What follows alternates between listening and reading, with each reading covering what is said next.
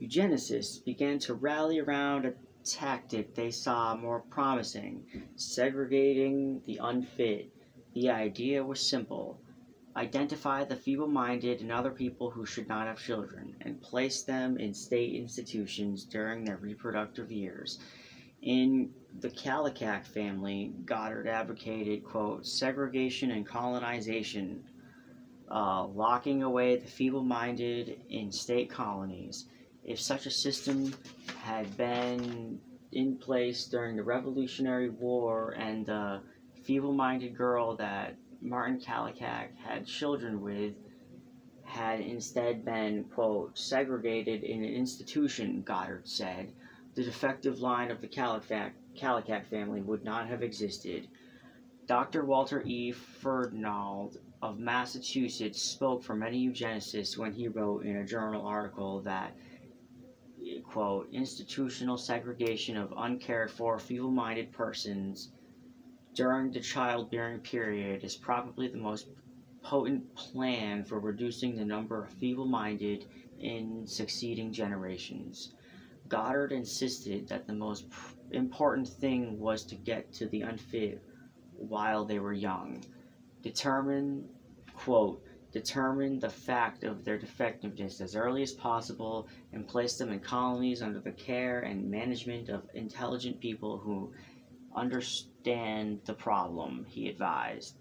Quote, train them, make them happy, make them as useful as possible, but above all, bring them up with good habits and keep them from ever marrying or become parents. There was an obvious problem with the segregating model: cost. Locking people up for their entire reproductive cycle and proving a large burden on the state taxpayers. The public might support a few colonies for the feeble-minded, but it was unlikely that they could be persuaded to pay to warehouses and the number of people the eugenicists believed to be locked away. Supporters of segregation struggled to find ways to make the economics work. Goddard argued that if large numbers of the unfit were colonized, many almshouses and jails could close, and the savings spent on many colonies. He also urged colonies to find ways to exploit labor from children. If feeble-minded children were earlier selected and cared for and trained, he said, they would become more or less self-supporting in their institutions, so that the expense of their maintenance would be greatly reduced. Even with all of Goddard's enterprising ideals, many eugenicists were convinced that segregation and colonization could not be done in a large scale enough to solve the problem posed by the unfit. While eugenicists were desperately looking for a method of carrying out their program, new options were emerging. Alternatives to barbaric castration, ineffective marriage laws, and expensive segregation, and they were coming for medical science. In 1899, Dr. Albert J. Ochsner, a surgeon of St. Mary Hospital and Augustana Hospital in Chicago, published a paper, Surgical Treatment of Habitual Criminals, in the Journal of the American Medical Association. He described a new procedure that rendered a man sterile for severing his vas deferens, what came to be known as a vasectomy. Unlike castration, it was not disfiguring and did not upset a man's hormonal imbalance. Dr. Ochsner advocated that the procedure be used to prevent criminals from pressing on their hereditary defects. Inspired by this work, Dr. Harry C. Sharp, a surgeon at the Indiana Reformatory, began performing vasectomies on inmates. In 1909, Dr. Sharp published Vasectomy as a Means of Preventing Procreation in Defectives. He revealed that he had performed sterilization on 42 inmates under the age of 26 and argued that many more such procedures were needed.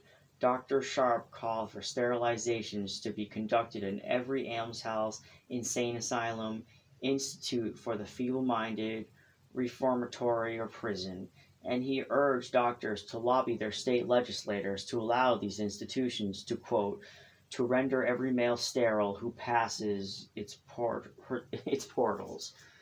While medical researchers were perfecting the vasectomy, they were also making advances in sterilizing women. A German surgeon, Dr. M. Madlener, developed the salping vasectomy, a procedure in which fallopian tubes are cut and partially removed so a woman's eggs cannot travel from the ovary to the uterus to be fertilized. Early salpingectomies were far from safe. Of the 89 operations and Madlener performed from 1910 to 1920, 3 ended in fatalities. As they were done more frequently, the majority rate declined, but they remained major abnormal surgeries. As these new procedures became available, eugenicists had a new cause: laws mandating sterilization of people with hereditary defects. Eugenic sterilization had all of the advantage that previous techniques lacked. It was a modern medical procedure that was far less barbaric than castration. It was a completely effective if done correctly, and it was relatively inexpensive. One procedure rendered a person infertile for life. Eugenics supporters began to lobby for involuntary sterilization laws at the state level. Given its underlying values, it is not surprising that the eugenic sterilization campaign never became a mass movement.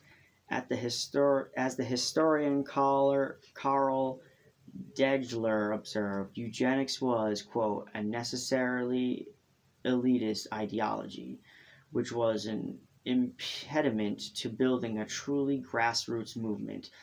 The drive for eugenic sterilization laws came largely for societal elites who had outsized impact on public policy.